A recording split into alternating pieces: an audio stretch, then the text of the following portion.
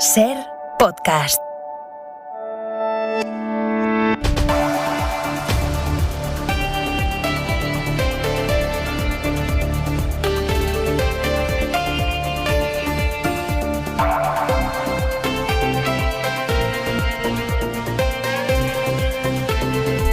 Comienza aquí una tarde-noche muy especial en Hora 25. Inauguramos hoy el Ágora, en la que vamos a convertir los lunes por la noche este programa con José Manuel García Margallo, con Pablo Iglesias y con Carmen Calvo. Una noche de altísimo voltaje político e intelectual también, en un debate que no va a tener más reglas que el respeto mutuo y la cortesía intelectual que se tienen los dos exvicepresidentes y el exministro del gobierno de España. Noche apasionante, como decimos, en la que vamos a preguntarles, por ejemplo, por su diagnóstico y sus soluciones ante el bloqueo que vive el Consejo General del Poder Judicial y que hoy ha denunciado el presidente del Consejo, Carlos Lesmes. La situación en la que nos encontramos resulta insostenible para la judicatura. Urge, por tanto, y por el bien de todos, que nuestra institución desaparezca del escenario de la lucha partidista y que las fuerzas políticas concernidas, con patriotismo constitucional y generosidad, alcancen en las próximas semanas el acuerdo necesario para la renovación. Malabarismos, reproche muy genérico.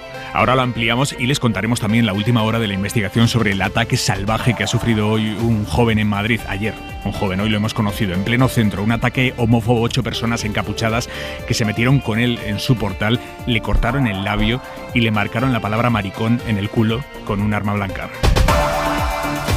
Hay media hora 25 de deportes. Jesús Gallego, buenas tardes. Buenas tardes. Cambio en la selección española de cara al partido ante Kosovo. El valencianista Gallá es baja por una lesión muscular. Luis Enrique ha llamado en su lugar al lateral del Tottenham, Reguilón. Y atención, nuevo ataque del presidente de la UEFA, Alexander Ceferin, a los 3 equipos de la Superliga. Hoy, en la Asamblea de los Clubes Europeos, ha tildado a Real Madrid, Barça y Juventus de desgraciados y charlatanes. Continúa la guerra. El tiempo. Jordi Carbo, buenas tardes. Buenas tardes. Cambio de tiempo que apenas se notará en el conjunto del país. En general va a hacer mucho sol, temperaturas un poco más bajas que hoy, pero no se notará. Calor plenamente veraniego, con marcada sensación de bochorno en puntos costeros y máximas de más de 35 grados en el Valle del Guadalquivir y, como las últimas horas, cerca del Cantábrico. En el aeropuerto de Bilbao, según datos de la Agencia Estatal de Meteorología, esta tarde han alcanzado una máxima de 38,5 grados. Y, como decíamos, en Galicia, chubascos con también ratos de sol que a ratos afectarán a zonas próximas de Asturias y la provincia de León. Comienza así Hora 25.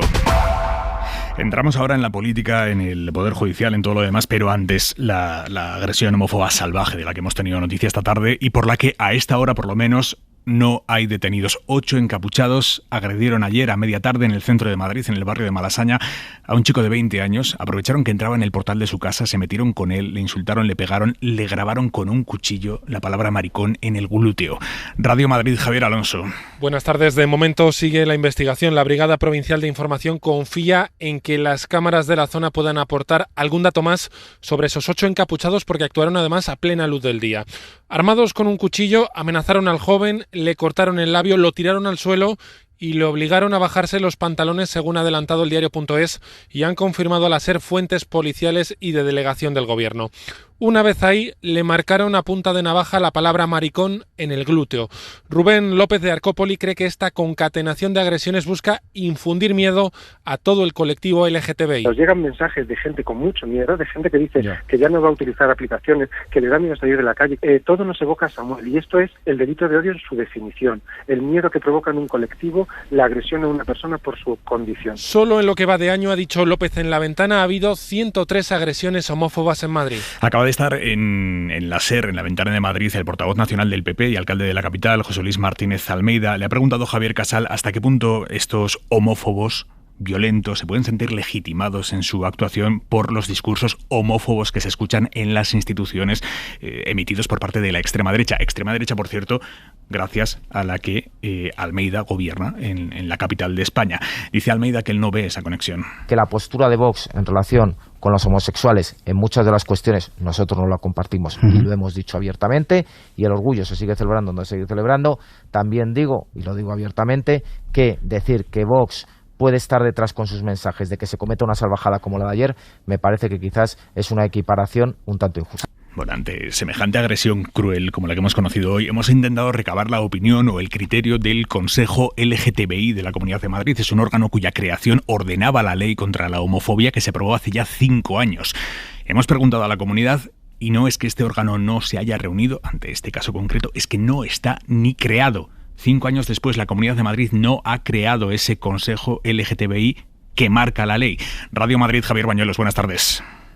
Buenas tardes. Ni lo está ni lo estará, porque hoy mismo el portavoz del gobierno de Ayuso, Enrique Osorio, incluso ponía en duda la necesidad de una ley contra la LGTBI-fobia. Y podría ser el ejemplo. Al final tú debes reservar a la ley las cuestiones que son objeto, son normas, son objeto de una ley y no otras cuestiones. Pues según ha sabido Radio Madrid, el plan de Ciudadanos en la anterior legislatura era haber creado ese consejo en marzo de 2020 con 4 años de retraso para que la primera reunión coincidiese con el orgullo, pero el PP decidió meter ese proyecto en un cajón. Una vergüenza para el diputado de Más Madrid, Eduardo Rubiño. Es vergonzoso que Ayuso se esté negando a cumplir con una ley de 2016, la ley LGTBI, que debería protegernos a todos. Ese consejo fantasma tenía nada menos que la misión de elaborar un informe anual con el grado de cumplimiento de la ley contra la LGTBI-fobia en la Comunidad de Madrid. Y además de la brutalidad del caso de Madrid, la policía está investigando, además, una paliza a un chaval en Velada, un pueblo de la provincia de Toledo. Le pegaron el fin de semana mientras estaba de botellón con unos amigos al grito de maricón y pierdes aceite. Él mismo lo ha contado en la SER en Talavera. Yo me acuerdo mucho de Samuel, la verdad que y lo ves tan lejos y piensas que no pasa, pero bueno, sí pasa. Esa gente está en todas partes. Es impactante la crudeza con la que el vicepresidente de Castilla y León, Francisco Igea, médico de profesión del Partido Ciudadanos, ha reconocido esta tarde que la gestión sanitaria, no solo en su comunidad, sino en España entera, es una basura. Lo ha dicho Igea, lo ha dicho abiertamente en el Parlamento Autonómico preguntado por la gestión de la pandemia. La política sanitaria española, y digo la española, y digo en todas las comunidades, y digo en todos los partidos, es una auténtica basura. Una auténtica basura. Y se lo voy a demostrar. Mire, le voy a decir cómo es la política española. El SAS elimina los consultorios rurales por falta de personal sanitario. Andalucía. Cantabria. Va a ser imposible mantener la red íntegra de consultorios en Cantabria. Cantabria mantiene cerrados la mitad de los consultorios. 126 consultorios rurales siguen cerrados. Extremadura. Denuncia recortes sanitarios. Cerrados en Lanzarote no sé cuántos consultorios. Mire, voy a hacer un poquito más de autocrítica. Es una puñetera vergüenza nacional cómo se hace la política sanitaria. Aquí, fuera de aquí y en toda España. Así que, además del diagnóstico, Igea, vicepresidente de Castilla y León, ha dicho algo de qué va a hacer él o qué va a hacer su gobierno para que la gestión sanitaria deje de ser esa basura que él denuncia.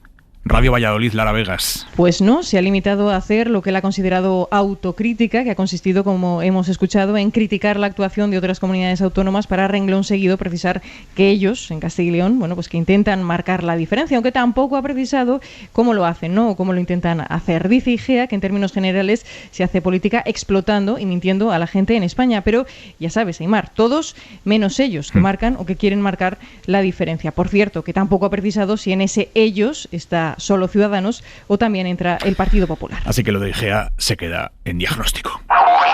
Y para diagnóstico, el presidente del Consejo General del Poder Judicial, Carlos Lesmes, hoy en la apertura del año judicial, culpa a los partidos políticos, así en genérico, por el bloqueo de la renovación del Consejo que lleva caducado casi 3 años. Y culpa a los partidos en genérico, sin media mención expresa al PP, que en este tiempo ha ido poniendo todo tipo de condiciones cambiantes para renovar el órgano o para no renovarlo, que al final es lo que han conseguido, el resultado de todo esto. Por lo tanto, ahora mismo estamos donde estábamos, 4ª vez que Lesmes les dice a los políticos que renuevan ya el órgano de gobierno de los jueces. 4ª vez.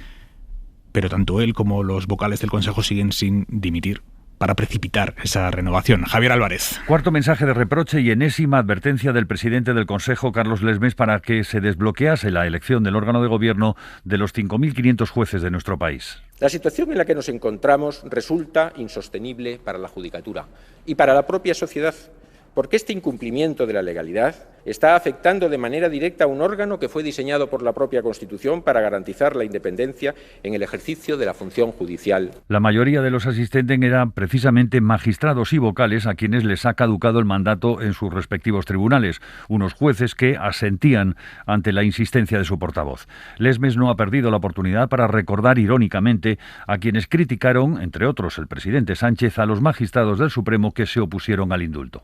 La función de los jueces y magistrados, juzgando y haciendo ejecutar lo juzgado, con independencia absoluta de influencias externas e internas, políticas o de cualquier otra índole, no se corresponde en modo alguno con la idea de revancha o con el sentimiento de rencor, pues juzgar es dar a cada uno lo suyo de acuerdo con las leyes que han sido democráticamente aprobadas y que, por tanto, expresan la voluntad de la mayoría. El marcador se ha vuelto a poner a cero y el mandato constitucional sigue sin producirse. Solo la clase política puede salvar el atasco. Atasco al que se ha referido también la fiscal general del Estado, Dolores Delgado, ha insistido en el mensaje del ESME sobre sacar a la justicia del debate partidista. Más allá de las tensiones propias e incluso saludables del ejercicio diario de nuestras funciones, de los necesarios ajustes y mejoras en la permanente búsqueda de un sistema más perfecto, debemos alertar de algunos peligros que acechan a una justicia que no puede convertirse en un campo de batalla política. La justicia ha de estar únicamente al servicio de la sociedad. Discursos a los que han asistido allí presentes, además de la ministra de Justicia, Pilar Llop, también el líder del PP, Pablo Casado, el líder de la oposición, que no ha tomado la palabra al acabar el acto. Suele ser común que se acerque a los medios de comunicación, no lo ha hecho.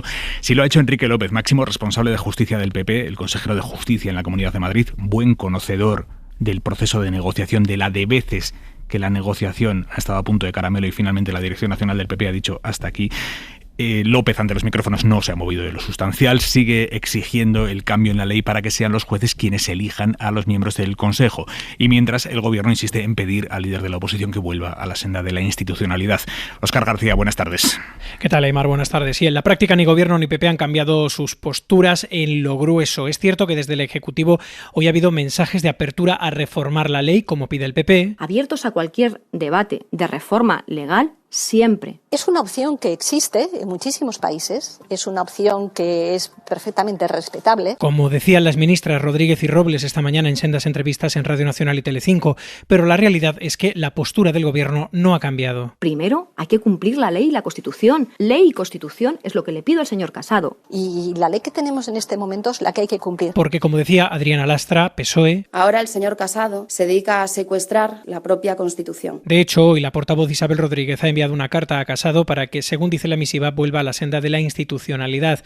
En el PP responden, lo hace Enrique López, portavoz de Justicia, recordando su postura. Si tenemos voluntad de reformar la ley, se puede hacer en el mismo tiempo que se renueva el Consejo General del Poder Judicial, para que este Consejo se renueve, sí, con la actual ley y el siguiente ya con esa ley que aprobemos entre el Partido Popular, el Partido Socialista. Desde Podemos, su portavoz Pablo Fernández critica que Lesmes y el resto de vocales no hayan dimitido. El señor Lesmes y el Consejo General del Poder Judicial están siguiendo la estrategia del señor Pablo Casado. En Ciudadanos insisten, la renovación puede ser cosa de meses si Sánchez cambia el sistema. Edmundo Val. No hay que elegir entre bloqueo y pasteleo. Y mientras en Vox se niegan a participar en el acuerdo.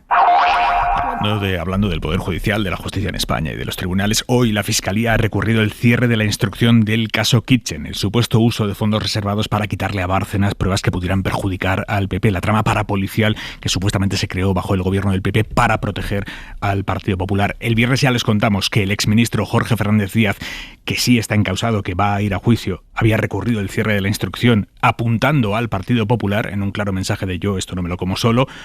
Bien, ahora lo ha hecho el entonces número 2 de Fernández Díaz, el secretario de Estado de Seguridad en aquel momento, Francisco Martínez.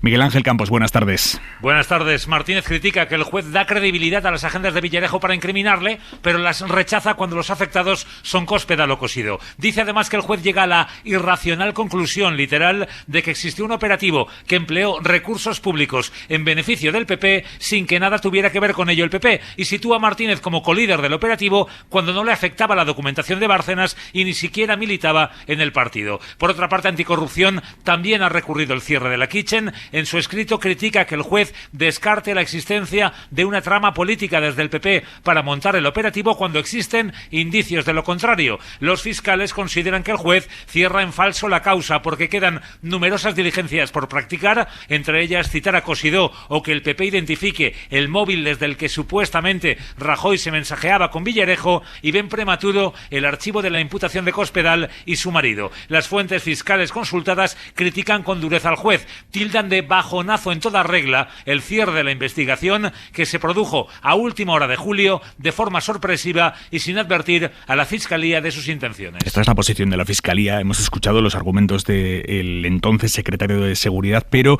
Miguel Ángel Campos, Francisco Martínez no es el primer encausado en la trama que apunta al PP como el auténtico responsable y beneficiario de esa supuesta trama. También están el exministro Fernández Díaz, el comisario Villarejo, lo apuntaron además los policías García Castaño y Eugenio Pino, y entre los testigos Aymar, el inspector Manuel Morocho. Miguel Ángel, gracias. A ti, buenas tardes. En el PSOE, la ejecutiva del partido ha confirmado hoy los relevos de los portavoces parlamentarios. A Adriana Lastra en el Congreso y Ander Gil en el Senado los van a sustituir Héctor Gómez y Eva Granados. Pedro Sánchez sigue ahondando en su estrategia de cambios en el gobierno y en el partido. Y sobre los cambios en el gobierno, escuchen esto. Hoy quien fuera mano derecha de Sánchez, hombre de muchísimo poder en el Ejecutivo, también en el partido, José Luis Ábalos, que fue destituido en la crisis de gobierno de julio, esta tarde ha estado en La Sexta. Le han preguntado desde cuándo no habla con Pedro Sánchez. Bueno, el día en que hablamos del cambio de gobierno. Si su salida fue el 10 de julio, ¿cuándo hablaron? No, hablamos ese mismo día. Nosotros hemos tenido momentos de mayor intensidad, de menor intensidad, pero yo también es que no le doy ninguna vuelta a eso. Así que Pedro Sánchez y José Luis Ábalos no han vuelto a hablar desde el día de julio en el que el presidente destituyó a su ministro. Hora 25. Aymar Bretos. Hoy es día de hablar de ellos. Pues bien, empezando el cole súper guay, conocer a nuevos compañeros que van a venir a este cole, pues volver a encontrarte con tus amigos, tus mejores amigos, tus enemigos. Encontrarte con tus amigos y con tus enemigos. Lo escuchábamos en Hoy por Hoy y a media España le ha salido una sonrisa de esta niña junto con esa cría que dijo que mejor era llevar mascarilla que morirse. Estas dos niñas están ya en lo más alto de la fonoteca española. Hoy ha empezado el tercer curso en pandemia, con los niños volviendo al cole en La Rioja y muchos municipios de Murcia. A lo largo de la semana lo irán haciendo en las demás comunidades hasta el lunes que viene, que les toca a los catalanes. Las aulas se llenan de nuevo y se reduce sustancialmente la lista de profesores de refuerzo. 12.500 menos que el año pasado se han contratado en toda España. Pero la diferencia fundamental respecto al año pasado es la vacunación. En los mayores de 12 avanza bastante rápido. ¿Pero qué pasa con los pequeños de 12? Pues que no hay vacunas para ellos. Pero habrá pronto vacuna para ellos. Y un paso más, cuando haya vacunas es que querrán los padres ponérsela a sus hijos teniendo en cuenta que el COVID no genera prácticamente efectos graves en ningún niño menor de 12 años. Teresa Rubio se lo ha preguntado a los expertos. Y lo que dicen es que lo ideal es que se inmunice a toda la población, menores de 12 años incluidos. ¿Y por qué vacunarlos si pasan la enfermedad asintomática o de forma muy leve? Pues para evitar que se genere en ellos un reservorio del virus que pueda evolucionar a nuevas variantes más contagiosas. José Antonio Forcada, portavoz de la Asociación Española de Vacunología. Pues porque hasta que tengamos vacunado a un amplísimo porcentaje de la población, no conseguiremos restringir o minimizar la circulación del virus y continuará habiendo diferentes brotes que impedirán que se pueda vencer el virus. Pfizer y Moderna ya están realizando ensayos clínicos. La primera espera tener un avance de resultados a finales de este mes para niños de entre 5 y 11 años y Moderna al comienzo del invierno. Después le toca el turno a las agencias de seguridad del medicamento. Por tanto, en el escenario más optimista, estas vacunas podrían recibir el visto bueno a finales de año o principios de 2022. Gracias, Teresa. La escalada del precio de la luz y ahora la negociación para subir el salario mínimo ha opacado un problema de fondo gordísimo para la economía española y mundial: la crisis de los microchips, un material fundamental para fabricar casi todo lo electrónico que tenemos alrededor y que escasea en el mundo, los microchips. Y como escasean, hay sectores desabastecidos. Por ejemplo, el del automóvil. Consecuencia, máquinas paradas, plantas cerradas y obreros trabajadores de esas plantas del automóvil en España, mano sobre mano, por toda la geografía de nuestro país. Jordi Fàbrega ha hecho un mapa de cómo afecta a España esta crisis, esta falta de los microchips. Este ruido de la fábrica de SEAT en Martorell se transforma hoy y mañana en este otro. El grupo ha decidido parar la producción por falta de materias primas. No tiene los microprocesadores que necesita para producir coches, y eso que le ocurre a SEAT lo sufre también la planta vitoriana de Mercedes, que está cerrada por segunda semana seguida. También la de Stellantis del grupo PSA en Aragón. Hemos perdido hasta julio prácticamente 300 turnos y estaríamos hablando ya de más de 100.000 unidades perdidas. El conjunto de las plantas de coches españolas han fabricado este año un 18% menos que el pasado y un 33% menos que antes del coronavirus. Falta de producción por parones de producción que han obligado a suspender un turno en las fábricas de Renault de Valladolid y Palencia, donde prevén una caída del 50% de la producción. También en la de Stellantis en Vigo. Este ruido no se oirá en esa planta hasta el jueves. Ese día cerrará durante 48 horas la factoría de Volkswagen en Navarra, y la de Ford en Almusafes cerrará de nuevo una semana después, en un continuo movimiento de abrir y cerrar plantas que ni las propias compañías pueden prever y que está afectando a todos sus proveedores. Uno de los principales clientes a los que proveemos componentes de automoción es Toyota, y de momento a la vuelta de las vacaciones hemos encontrado que tiene ciertas paradas en su factoría en Europa. Es el caso de Fujitsu en Málaga y de prácticamente todas las empresas de componentes de la automoción. Fuera de este sector, la planta de electrodomésticos BSH Siemens de Zaragoza también está sufriendo este problema, que tiene su origen en Asia. If you have a smartphone, you have something made by TSMC. En concreto en la planta de esta ejecutiva de TSMC, el principal fabricante de microchips a nivel mundial. Allí las variantes del coronavirus han obligado a parar la producción y el aumento de la demanda les está llevando a subir precios y a no dar abasto. Los expertos auguran que la normalidad no se recuperará antes de mediados del año que viene. Y a esta hora, como todos los días, la mirada de Xavi Vidal Folk. Una cosa es predicar y otra dar trigo. O sea, que algunos exigen a los demás que hagan lo contrario de lo que ellos mismos practican y no se les cae la cara de vergüenza. Hoy tenemos dos magníficos ejemplos, dos, para no imitar, de ese tipo de conducta cínica, la del obispo dimisionario de Solsona y la del presidente del Poder Judicial. El obispo Xavier Novell, en apariencia un rebelde por apoyar la secesión de Cataluña, era un reaccionario de tomo y lomo en cuanto a moral sexual. Despreciaba a los gays, consideraba que eran unos enfermos a los que había que curar, criticaba el preservativo, tronaba contra el aborto todo desde el púlpito. Ahora sabemos sus razones secretas para irse a casa, lo que anunció hace 15 días. Se ha juntado con una divorciada, a ratos novelista, erótica y satánica. De este asunto solo hay una cosa positiva: los sentimientos pueden a veces más que los prejuicios.